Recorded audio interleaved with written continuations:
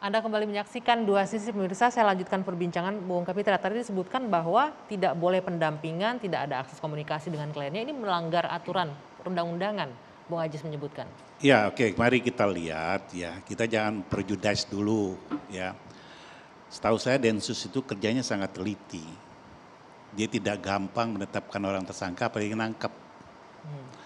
Kedua, aturan yang dipakainya adalah aturan yang khusus, lex specialis.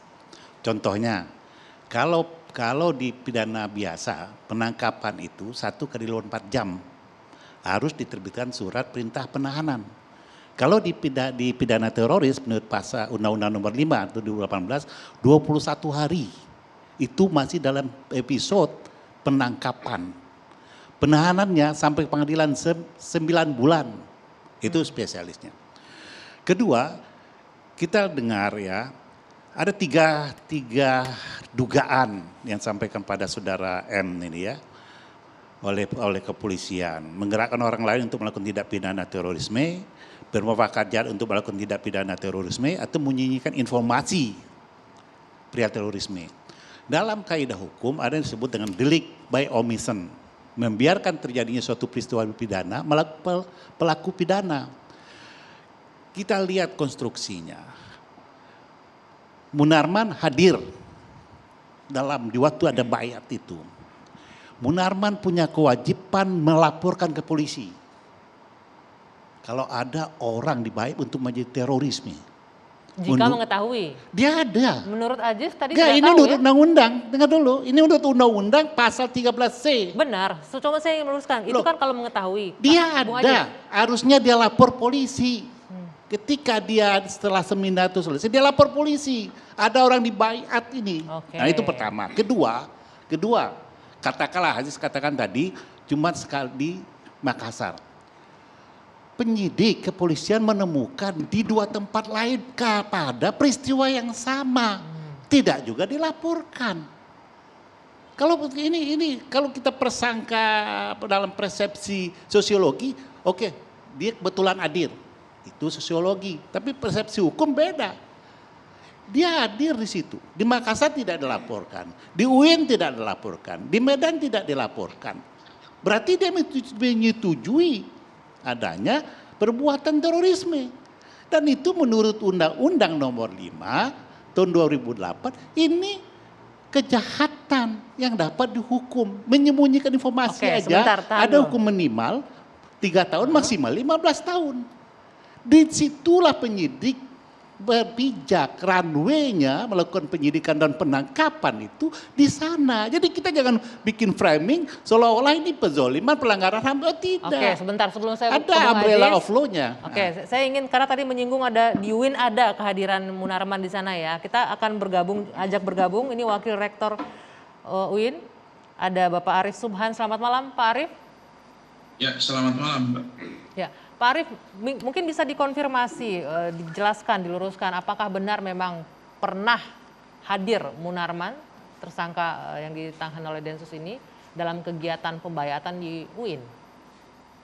Ya, terima kasih atas pertanyaan dan perhatiannya nih Bapak-Bapak narasumber yang lain yang saya hormati. Pertama ingin saya tegaskan bahwa peristiwa yang disebut-sebut itu adalah peristiwa pada tahun 2014 di lingkungan kampus UIN Jakarta. Mengapa saya sebut lingkungan kampus UIN Jakarta?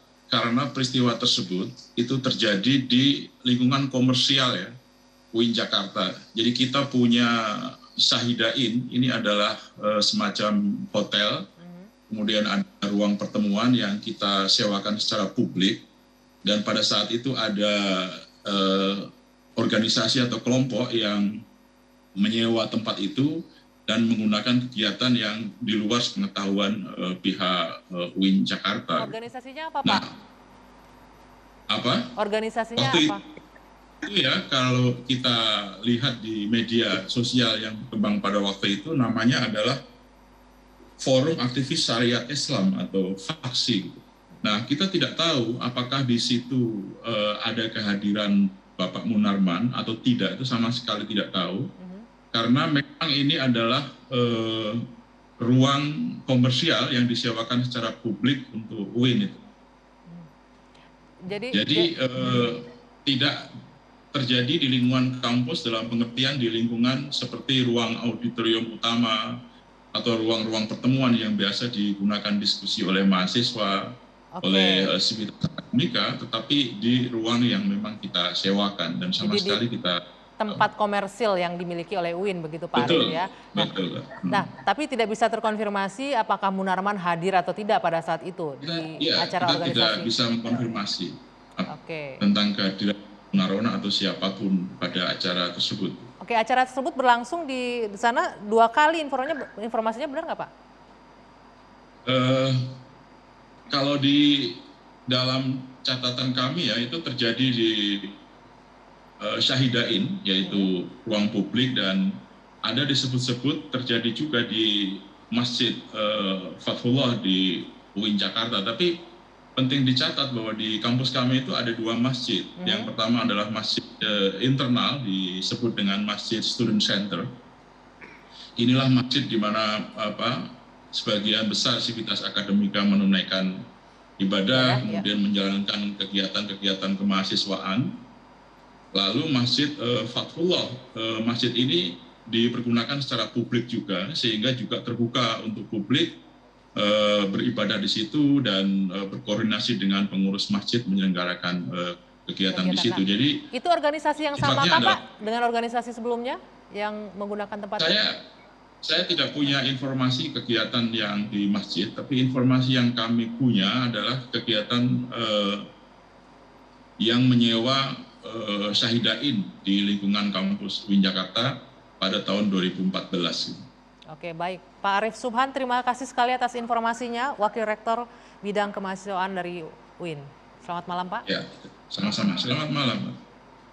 Baik, oke. Saya ke Bung Fadlizon. Bung Fadli, tadi disampaikan, ini dijelaskan ya, bahwa ada kegiatan, memang benar ada kegiatan, tapi tidak terkonfirmasi apakah Munarman hadir atau tidak. Nah, menurut Bung Kapitra, kehadiran Munarman yang berturut-turut di 3 tempat yang mengetahui ada acara pembayatan itu tidak melaporkan ke polisian, di sanalah 1 kali saja peragaan itu tidak dilaporkan, itu kejahatan. Apalagi 3 kali. Jadi begini, apalagi saya ingin membuat satu bingkai dulu ya, bahwa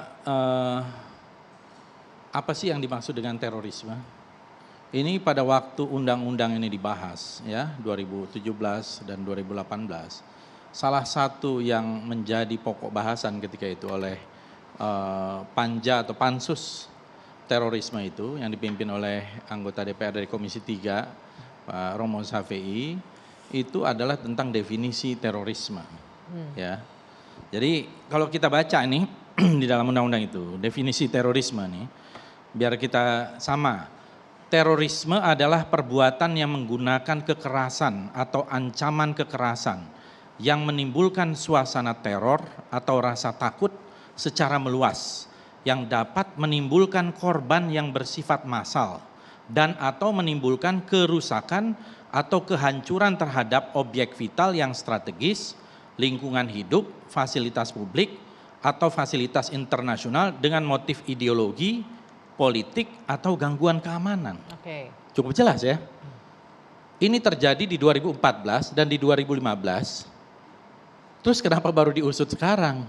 Itu jangka waktunya aja sudah 7 tahun, 6 tahun. Tidak ada tuh Munarman melakukan ini. Yang dalam masuk definisi, apakah Munarman melakukan ancaman teror? Apakah dia melakukan kehancuran objek vital strategis, lingkungan hidup, fasilitas publik, fasilitas internasional, motif ideologi. Saudara Munarman yang saya kenal, apalagi Pak Kapitra ini juga kenal baik, ya kan?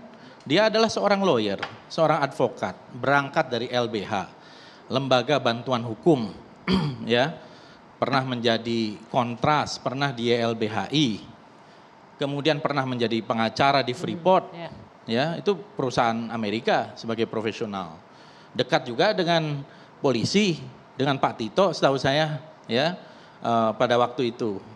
Jadi ada apa? Dalam 6 tahun, 7 tahun, satu peristiwa yang sudah lama dan tidak ada kegiatan yang menurut saya terkategori sebagai tindak terorisme, tiba-tiba muncul ini out of the blue, kemudian diperlakukan seperti itu. Nah, saya ingin Nanti dijawab Bung Fadil, nanti dilanjutkan boleh ya. Kita harus jeda dulu sejenak. Harus jeda, Sayang silakan. sekali kita jeda, nanti lanjutkan dua sisi usai jeda saat lagi.